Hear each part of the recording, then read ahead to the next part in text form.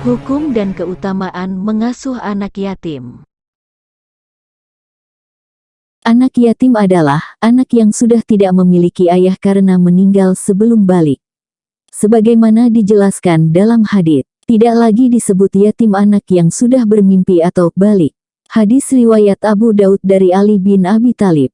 Keberadaan anak yatim sangat membutuhkan bantuan karena sudah tidak memiliki penyokong untuk menghidupi keluarganya. Terlebih lagi, kehilangan seorang ayah sangat berdampak bagi tumbuh kembang sang anak yang dewasa tanpa seorang imam. Oleh karena itu, menyantuni dan memelihara anak yatim menjadi sebuah amalan yang mulia dan memiliki banyak keutamaan. Hukum memelihara anak yatim, mereka bertanya kepadamu tentang anak yatim, katakanlah, memperbaiki keadaan mereka adalah baik. Quran Surat Al-Baqarah, ayat 220, memelihara anak yatim bukanlah sebuah amalan wajib sebagaimana amalan-amalan dalam rukun Islam.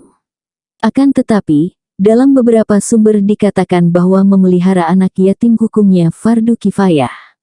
Fardu kifayah adalah harus ada yang mewakili untuk melaksanakan kewajiban tersebut. Mengapa demikian? Karena pada dasarnya seorang anak harus ada yang menghidupi dan membimbing yang mana hal tersebut bisa diberikan oleh seorang ayah.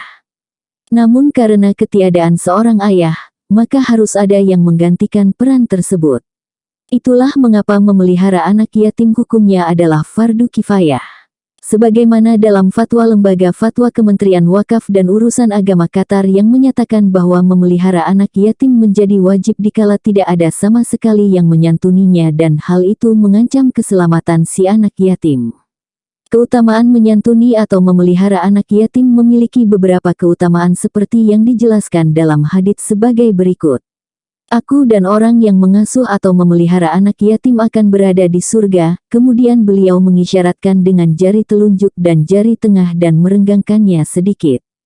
Hadis riwayat Bukhari, Tirmidzi, Abu Daud dan Ahmad dari Sa'al bin Sa'ad.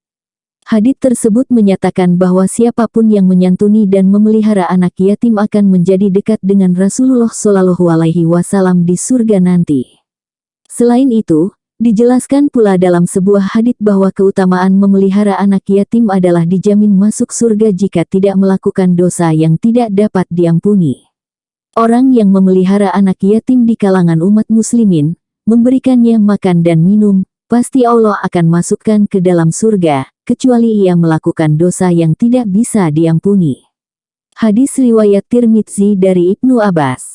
Masih banyak hadits dan ayat suci Al-Quran yang menjelaskan keutamaan dari memelihara anak yatim. Namun, dari dua hadits di atas kita sudah dapat melihat bahwa amalan memelihara anak yatim begitu penting dan memiliki keutamaan yang sangat istimewa. Semoga kita semua dapat menjadi orang yang dekat dengan Rasulullah Shallallahu Alaihi Wasallam dan dijamin masuk surga dengan memelihara anak yatim. Wallahu a'lam.